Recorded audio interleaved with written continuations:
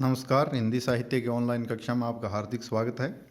हम अध्ययन कर रहे हैं गद्य की विभिन्न विधाएं, और गद्य की विभिन्न विधाएं में आज हम अध्ययन करेंगे आत्मकथा और जीवनी।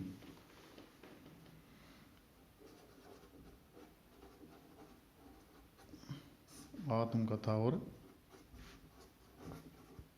जीवनी, ये भी महत्वपूर्ण दो गद्य की विधाएं हैं।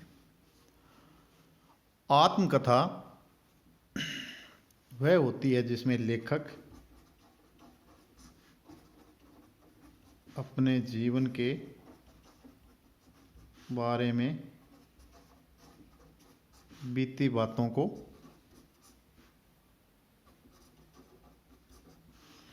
लिखता है, और जीवनी वह होती है जिसमें लेखक किसी अन्य व्यक्ति के जीवन के बारे में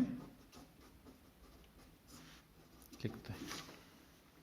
अर्थात जब कोई भी लेखक है, अगर वह अपने जीवन के बारे में लिख रहा है तो उसे कहते हैं आत्मकथा, और जब लेखक किसी अन्य व्यक्ति के जीवन के बारे में लिखता है तो उसे कहते हैं जीवनी। आत्मकथा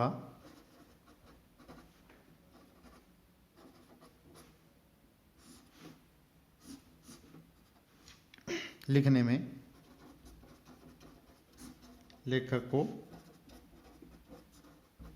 ईमानदारी और तटस्थता का परिचय देना पड़ता है। अर्थात किसी भी घटना को छुपाना आत्मकथा लेखन को कमजोर करना है।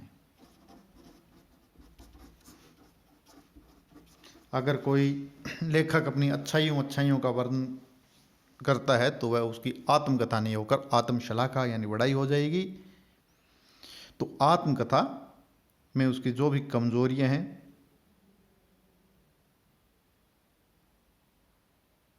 जो भी कमियां हैं, जो भी अच्छाइयां हैं, सभी का वर्णन होता है। जीवनी में लेखक या तो अपने संपर्क में आए हुए किसी व्यक्ति के बारे में लिख सकता है, या जो व्यक्ति उसके संपर्क में नहीं आया उसके बारे में भी आत्मकथा लिखी जा सकती है। लेकिन उस विषय या उससे संबंधित विषयों पर लिखित पुस्तकों या लेखों का अध्ययन करना होगा, या उस व्यक्ति के जैसे मूल सामग्री है, जैसे डायरी है, पत्र है इत्यादि का अध्ययन करना होगा, या उस व्यक्ति पर किसी ने संस्मरण लिख रखे हैं, या उससे संबंधित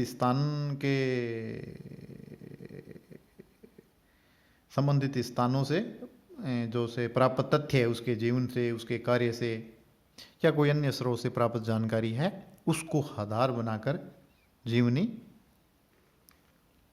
लिखी जाती है।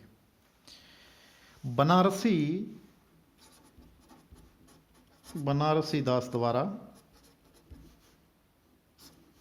हिंदी की पहली आत्मकथा है, वो है अर्धकथानक। ये एग्जाम में क्वेश्चन आता है कि हिंदी की पहली आत्मकथा कौन सी है और किसने लिखी, तो बनारसी दास, जैन कवि बनारसी दास ने अर्धकथानक लिखी थी, जो हिंदी की पहली आत्मकथा है। उसके बाद में भारतेंदु हरिश्चंद्र ने कुछ आप बीती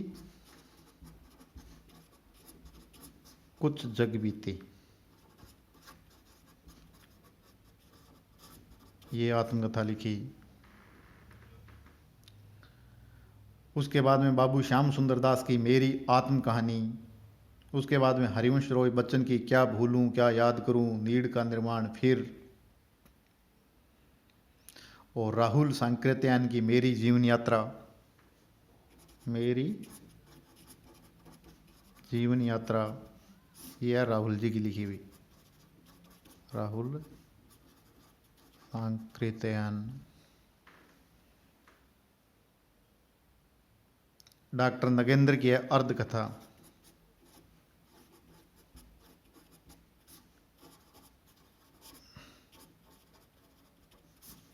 ये प्रमुख आत्मकथा है। जीवनी देखो, प्रेमचंद घर में, प्रेमचंद घर में, ये जीवनी लिखी थी प्रेमचंद की पत्नी शिवरानी ने। कलम का सिपाही, प्रेमचंद की यह जीवनी लिखी थी उनके बेटे अमृत राय ने। आवारा मसीहा, आवारा मसीहा, ये लिखी थी विष्णु प्रभाकर ने। शरत चंद्र की जीवनी है। ये प्रमुख आत्मकथा और जीवनी के उदाहरण हैं। आज के लिए इतना ही, धन्यवाद।